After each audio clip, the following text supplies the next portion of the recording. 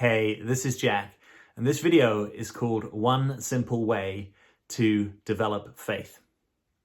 All right, so let's get straight into this topic. What do I mean, by the way, by developing faith? Because this may or may not be language that you use or recognize, or it might even be language that you do recognize, but perhaps it doesn't resonate with you or has connotations that you're not super comfortable with. So when I use this phrase, develop faith, I might mean something like trusting life, trusting that life has your back, trusting that things might be okay. So I might use this word trust. Trusting your own path is probably a good one as well. So the benefits of having this kind of trust is that when you're having a difficult time, when you got your back against the wall, when you feel hideous, low, deflated, you might still be able to cultivate a sense that this is still in my favor, right? Like I'm kind of in the storm, but maybe there will be some kind of better time or easier time or more abundant time, right? So if right now, as you're listening to this, you're like, I'm really having a difficult time, one thing you could do is, I'm going this way today. I'm going this way. You could watch a video I put out called If You're Struggling, Watch This, because that will delve into your struggles a lot deeper. But today what I want to talk to you about is one thing that you can do to develop a little more sense that life is with me, life is for me, God is with me. And the way that I want to invite you to do that is actually by stopping something. So the thing I want to invite you to stop is I want you to stop needing a miracle. Stop needing a miracle. So what do I mean by this? So sometimes in the, particularly the more sort of alternative spiritual world, there can be this view that,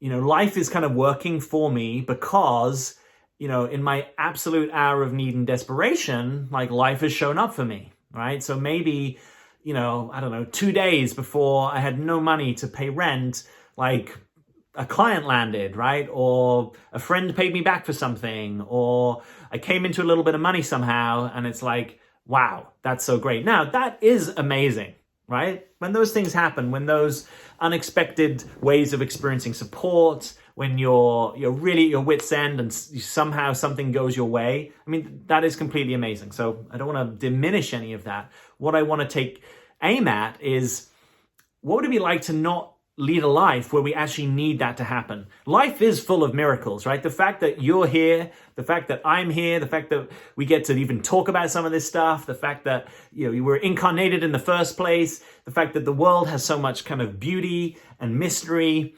I mean, life in itself is a miracle, right? We still haven't found really any other obvious signs of life anywhere else throughout the entire universe, right? So life itself is kind of precious and fragile, and miracles happen every day, right? So none of this is about not realizing that there's a magic and miracles that happen in life, right? Maybe even for those, like me, that have been sort of plumbing on this path of like increased sobriety, maybe sometimes I even should play a little bit more in the magic, right? And the dancing with the magic. So none of this is to miss that miracles are an amazing thing. Life is a miracle itself. Miracles happen every single day. Sometimes we need to open our eyes so that we can actually see more clearly the miraculous things that are happening with us and for us.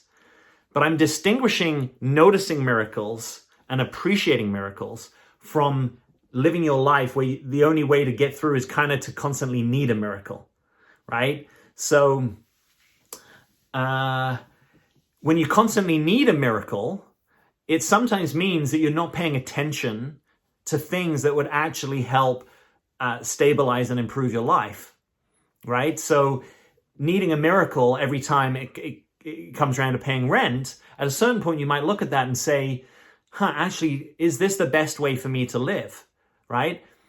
Now, people who live in such a way that they fortify themselves financially so that nothing can ever like hurt them or get to them, that's the other end of the spectrum. There's probably equal issues with that, right? People who accumulate a level of wealth where they're actually really attached to it, right? Or they're incredibly wealthy, but somehow they don't seem to be able to afford a new pair of shoes or invest in their health or take measures that you think would improve their life. That's definitely an issue. It's a whole different video. But in this video, I'm talking about the worldview that is sort of underpinned by, I'm going to fly by the seat of my pants. And then eventually when this miracle happens, I can kind of turn around and say to everyone, look, isn't it so miraculous? Look, isn't my worldview kind of superior to yours because you don't really trust and have any faith? And here I am trusting even when I'm down to my last dollar, and then boom, something comes through and I can just make rent payment, right? Now, this might sound nothing like your life. You like me, like, okay, I could never live like that. I always need to have, significant sums in the bank. I always pay my rent early. In fact, I don't rent. I own my home. In fact, I own multiple properties. I mean, this might be nothing to do with your story, but there may be some other way, not just financially, that this kind of operates in your life, right? Maybe you need people to show up for you in some kind of miraculous way. Maybe there are some other ways that you sort of expect life to bail you out.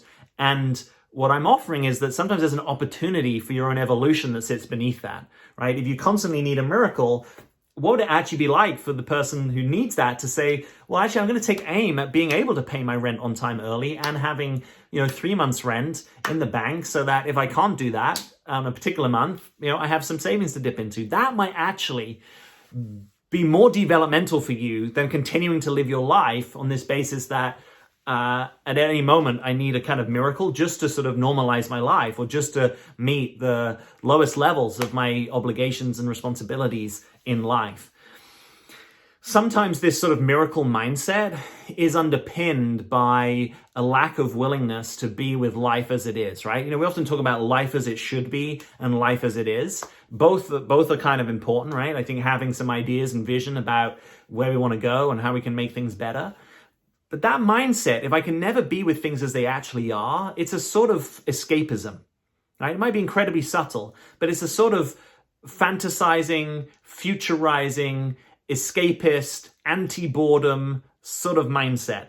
And sometimes it's not willing to say, you know what, as things are right now, which in some ways is all we have, right? We have this experience in this moment. What is actually here? What am I actually present to? And I might not want to get present to that because it might be that I'm present to places that I'm disengaged from acting in my own life that would be to my own highest self-interest. It might be that when I really sit, I have a whole set of uncomfortable sensations in my body that I really don't want to be with. It might be that if I really looked, I would see that I'm chronically bored with myself. And so I displace my action into all sorts of interesting things, but there's never really a sort of a way that I can be still with myself and sort of like the company that I keep, or even if I can't like it, sort of be with it. There might be this sort of capacity of abidingness, of being withness that isn't really available to me. So the sort of, the shiny things, so to speak, they get my attention because I kind of feel good and uplifted. And the things that are sort of difficult and inconvenient, I tend to kind of gloss over that a little bit, or like maybe I invite someone else to handle that. Maybe I've attracted in a business partner or life partner or personal assistant, secretary, even someone that helps me look after the house. And I don't really have to engage there, right? And then we all need each other and we all have different strengths, right? The people that have the biggest vision, typically they don't also have the most acuity with detail, right? So we also need each other to play to our strengths. But what might be good from a kind of organizational leverage career perspective, right? Sort of you play to your strengths and in your zone of genius, I'll play to mine, and we can combine our talents to do greater things. I'm all about that. I've, built a company in the past. I know a little about that. But in your own life, in your inner work, life is often inviting you to integrate. And integration means looking at the places that you don't normally look and saying, what's my relationship with that, right? So you could literally just list a whole set of things. You don't have to do this in one sitting, but, what's my relationship with boredom? What's my relationship with sobriety? What's my relationship with,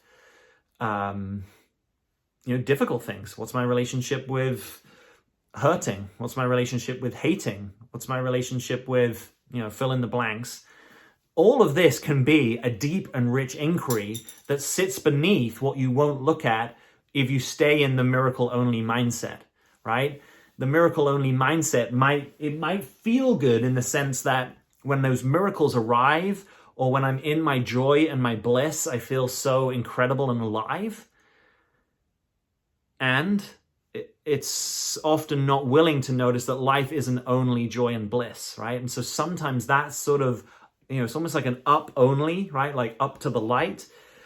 That sort of orientation means that we sometimes also get stuck in the mud because we're not really willing to look down and be with the mud and the discomfort, right? The lotus flower grows from the mud, right? That's a different kind of metaphor, right? That actually some of the brightest, finest things come from the muddiest things.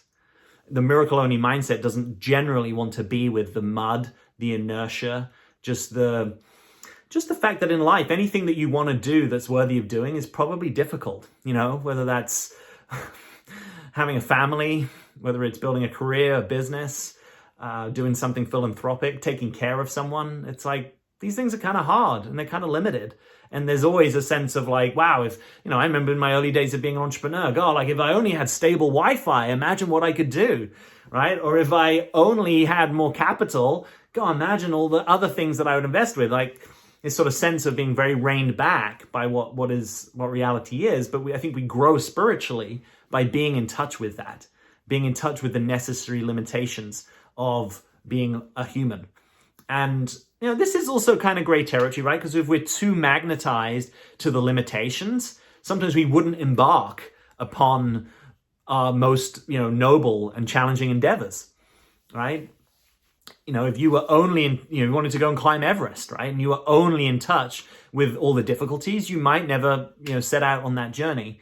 But if you're not in touch with those limitations and difficulties, you may also succumb to them, right? There's no point pretending that it's not going to be as cold as it's going to be, or it's not going to be as fatiguing, or that you might get altitude sickness, or you might get frostbite, right? It's about being in right relationship with those things. For some of us, the discomfort and the risk, we're so in relationship with that we don't actually step out and enable ourselves to be in action on the things that we care about, right? We almost like cheat ourselves of our dreams because we're so discerning, but really perhaps we're so afraid or cynical that we're not willing to get out there and step into them.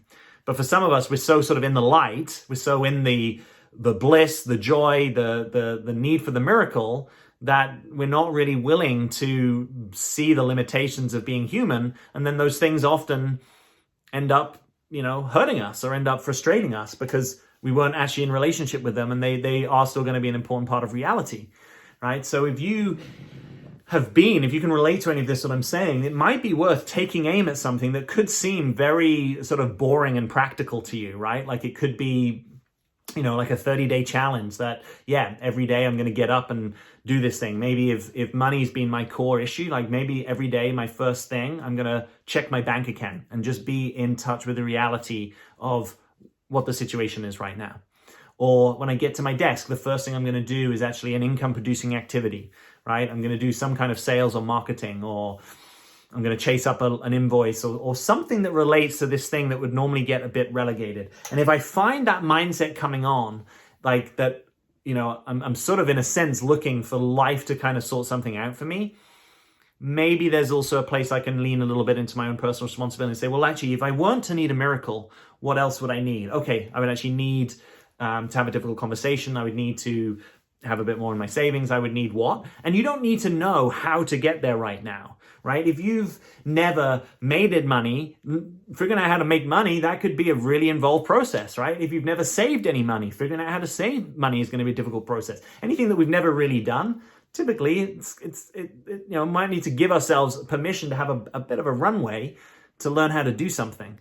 But what you might learn from being in touch with that might give you a sense of faith and trust that the needing the miracle isn't perhaps going to give you. Like the needing the miracle may be keeping you a little bit in a passivity, even perhaps a sort of subtle spiritual victimhood, rather than authoring your own agency and then leaning into surrender, right? So all victimhood, no good. All agency, also no good, but sometimes developmental from victimhood, right? Life happens to me, I'm a victim. I got to go to life happens by me. I'm a creator, I'm an author.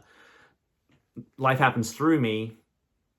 Surrender, right? So the challenge is that to this by me agency authorship, being in the driving seat, surrender and victimhood look the same, right? So we call that, what do we call that? False equivalence is what we call that.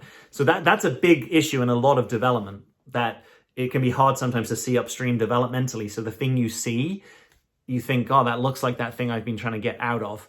And of course, some people use all the language of surrender and bliss and trust and these things, but actually it is underpinned by a kind of passivity and victimhood that they may not themselves be fully in touch with, right? Sometimes that's why this territory can be so confusing, even for me personally, in my own discernment about where I'm a victim or where I'm surrendered, right? And I've been kind of relating with this stuff for a decent amount of time now. So none of this is meant to be critical. It's all meant to say, look, you're developing, I'm developing, I have developmental issues, you have developmental issues. You know, we're all in the broad same boat of we're trying to make sense of this life and live it from the best perspective that we can. And it might be that in the sobriety and discernment that I'm offering you, if you can combine that perhaps with the magic and miracle that you perhaps natively are even more in touch with than I am, and I would benefit of learning how to do that more from you, maybe this is a thing that I can offer you that actually gives you more peace, prosperity, and true faith at the core of your life. So I would love you to subscribe to this channel. If you've liked what you pick up here, I release videos most weeks on personal growth, dating, inner work, even sometimes worldly issues. This is a great community to be part of. So hit subscribe and then tap the bell notification so you hear of new videos as soon as they come out. And I would love for you to leave me a comment. What is your experience of this? Are you a miracle seeker? Have you had miracles in your life? Do you struggle to be in touch with the miraculous nature of life? Did it work for a certain amount of time and then not? Is there a miracle that you currently need? Let me know in the comments. I'd love to know your experience. And as always, I'm Jack. Thanks for being here.